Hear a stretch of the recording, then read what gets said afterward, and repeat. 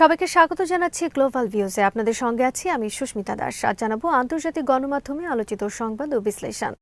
ইরানের প্রতিরক্ষা মন্ত্রণালয়ের মুখপাত্র ব্রিগেডিয়ার জেনারেল রেজা তালাইনিক জানিয়েছেন, গত বছর ইসরায়েলের সঙ্গে 12 দিনের যুদ্ধের সময় যে ধরনের ক্ষেপণাস্ত্র ব্যবহার করা হয়েছিল, বর্তমানে ইরানের কাছে তার চেয়ে অনেক বেশি উন্নত ও শক্তিশালী ক্ষেপণাস্ত্র রয়েছে। শনিবার তাসনিম নিউজ এজেন্সিকে দেওয়া এক সাক্ষাৎকারে তিনি বলেন, গত জুনের শেষ থেকে ইসরায়েলের সঙ্গে যুদ্ধ শেষ হওয়ার পর থেকে ইরান তাদের ক্ষেপণাস্ত্রের সংখ্যা উল্লেখযোগ্যভাবে বাড়িয়েছে। তিনি উল্লেখ করেন, ক্ষেপণাস্ত্রের গুণগত মান ও সক্ষমতা আগের চেয়ে অনেক বেড়েছে। 12 দিনের যুদ্ধের অভিজ্ঞতা কাজে লাগিয়ে দেশের ক্ষেপণাস্ত্র প্রতিরক্ষা ব্যবস্থাকে আরও শক্তিশালী ও কার্যকর করা হয়েছে। নতুন ও অত্যাধুনিক প্রযুক্তির অনেক সক্ষমতা শত্রুকে চমকে দেওয়ার জন্য গোপন রাখা হয়েছে। সাম্প্রতিক সময়ে ইরানের বিরুদ্ধে বিভিন্ন সামরিক হুমকির বিষয়ে মন্তব্য করতে গিয়ে মুখপাত্র বলেন, শত্রুদের দ্বিধাগ্রস্ত বক্তব্যই প্রমাণ করে তারা ইরানের প্রতিরক্ষা সক্ষমতা ও ক্ষেপণাস্ত্র শক্তিকে কতটা ভয় পায়। তিনি সতর্ক করে বলেন, সঠিক সময়ে শত্রুকে বড় ধরনের ধাক্কা দিতে ইরান সবসময় প্রস্তুত।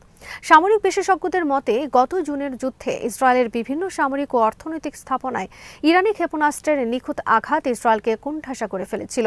মূলত ইরানি ক্ষেপণাস্ত্রের এই ধ্বংসাত্মক প্রভাবের কারণে যুক্তরাষ্ট্র গত 24 জুন ইসরায়েলকে যুদ্ধবিরতি মেনে নিতে বাধ্য করেছিল।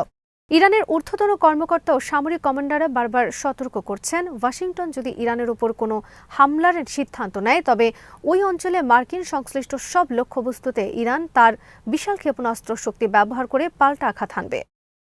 ইরানের পার্লামেন্ট স্পিকার মোহাম্মদ বাকির কালিবাফ বলেছেন, সাম্প্রদায়িক দাঙ্গায় ইসরায়েল গত জুনের 12 দিনের যুদ্ধের চেয়েও বেশি অপমানজনক পরাজয় বরণ করেছে।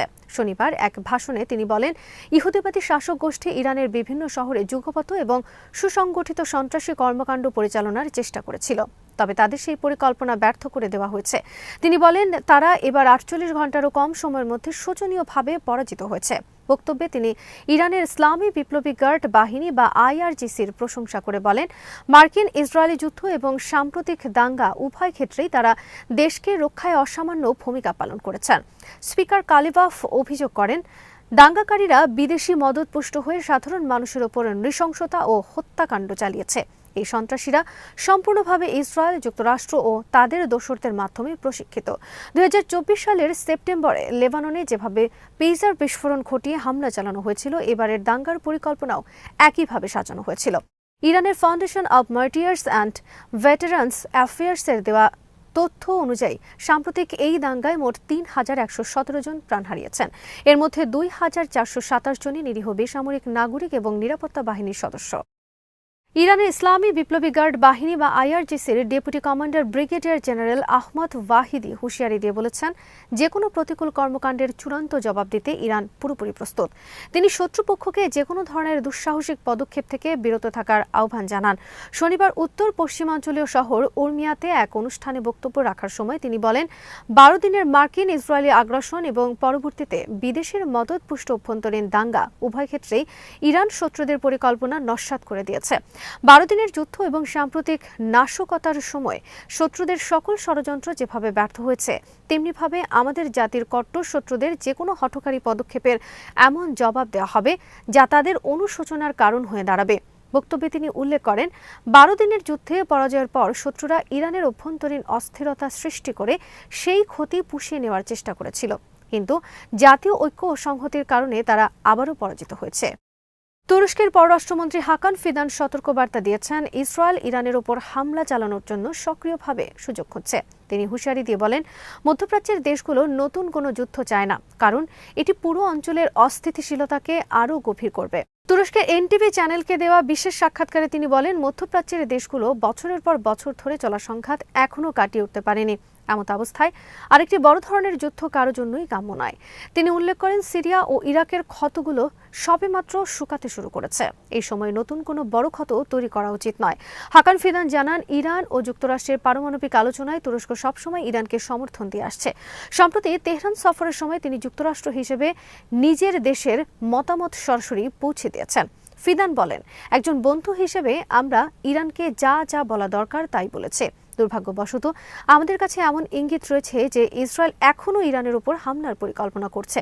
তুর্কির পররাষ্ট্রমন্ত্রী জানান, ইরান মনে করে যুক্তরাষ্ট্রের সঙ্গে একটি সমঝোতায় পৌঁছানো সম্ভব, তবে ওয়াশিংটন ক্রমাগত নতুন নতুন দাবি তুলে আলোচনার পরিধি বাড়াচ্ছে, যা পারমাণবিক ইস্যুর বাইরে চলে যাচ্ছে। ইরানের সাম্প্রতিক বিক্ষোভ নিয়ে হাকান ফিদান একটি গভীর বিশ্লেষণ তুলে ধরেন। তিনি বলেন, বছরের পর বছর ধরে চলা আন্তর্জাতিক নিষেধাজ্ঞার কারণে ইরানের সাধারণ মানুষ প্রচণ্ড অর্থনৈতিক কষ্টের মধ্যে রয়েছে। মূলত তেলের বাজারে কড়াকড়ি এই পরিস্থিতিকে জটিল করেছে। পশ্চিমা বিশ্বের একাংশ যেভাবে এই বিক্ষোভকে শাসন ব্যবস্থা পতনের একচেটিয়া আন্দোলন হিসেবে দেখছে, ফিদান তাকে অবাস্তব বিশ্লেষণ বলে অভিহিত করেছেন। তার মতে, বিক্ষোভকারীদের দাবিগুলো প্রকৃত হলেও বাইরের কোনো শক্তি বা দেশ তাদের স্বার্থে এই পরিস্থিতি থেকে কোনো ফল পাবে বলে তিনি মনে করেন না। ইসরায়েলের আসন্ন নির্বাচনে প্রধানমন্ত্রী বেঞ্জামিন নেতানিয়াহু নেতৃত্বাধীন সরকারকে ফ্যাসিবাদী আখ্যা দিয়ে তা মোকাবেলার ঘোষণা দিয়েছেন আরব সংসদ সদস্য আয়মান ওদেহ। নেসেটের democratic front for peace and equality Arab movement for change জোটের এই নেতা জানান, একটি শক্তিশালী ইউনিফাইড জয়েন্ট লিস্ট বা ঐক্যবদ্ধ তালিকা গঠনের প্রক্রিয়া শুরু করেছে আরব রাজনৈতিক দলগুলো। শনিবার কোচ নিউজে প্রকাশিত এক বিবৃতিতে ওদেহ এই পরিকল্পনার কথা জানান। তিনি বলেন, এই ঐক্যবদ্ধ হওয়ার প্রচেষ্টা 1948 সালের অধিকৃত ভূখণ্ডের ফিলিস্তিনিদের ইচ্ছার প্রতিফলন। তিনি গাজায় চলমান পরিস্থিতিতে নেতানিয়াহু সরকারকে দায়ী করে বলেন, গাজায় এই পর্যন্ত ৭১,০০০-এর বেশি ফিলিস্তিনি নিহত হয়েছেন। নিহতদের মধ্যে রয়েছে ১০,০০০-এরও বেশি শিশু। তিনি বলেন, এবারের নির্বাচন কেবল আসন দখলের লড়াই নয়, বরং এটি একটি রাজনৈতিক, নৈতিক ও জাতীয় দায়বদ্ধতা। এই নির্বাচন কেবল গাণিতিক হিসাব নয়, বরং এটি নেতানিয়াহু ও তার কট্টরপন্থী মন্ত্রীদের নীতি বন্ধ করার একটি নৈতিক যুদ্ধ। ইসরায়েলের অতি ডানপন্থী জাতীয় নিরাপত্তা মন্ত্রী ইতামার বিন গাভির প্রায়শ আরব সংসদ সদস্যদের সন্ত্রাসবাদের প্রতিনিধি হিসেবে অভিহিত করেন।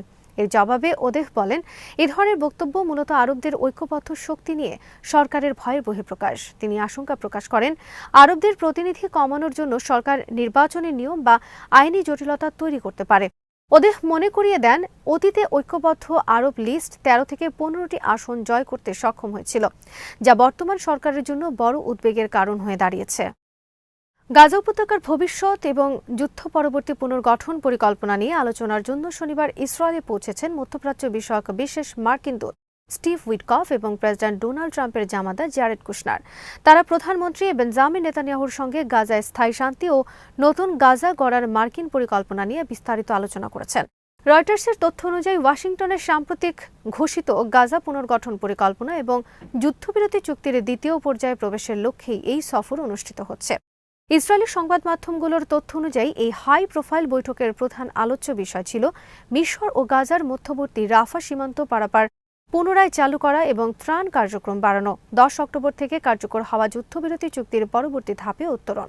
গাজায় নিখোঁজ শেষ ইসরায়েলি সেনার দেহাবশেষ উদ্ধার। ইসরায়েলি সংবাদপত্র ইয়েদিওত আহরনত জানিয়েছে, নেতানিয়াহুর রাফা সীমান্ত খোলার জন্য ওই দেহাবশেষ ফেরত পাওয়ার শর্ত আরোপ করেছেন। তবে মার্কিন প্রতিনিধি উইটকফ ও কুশনার এই শর্তের বিরোধিতা করেছেন।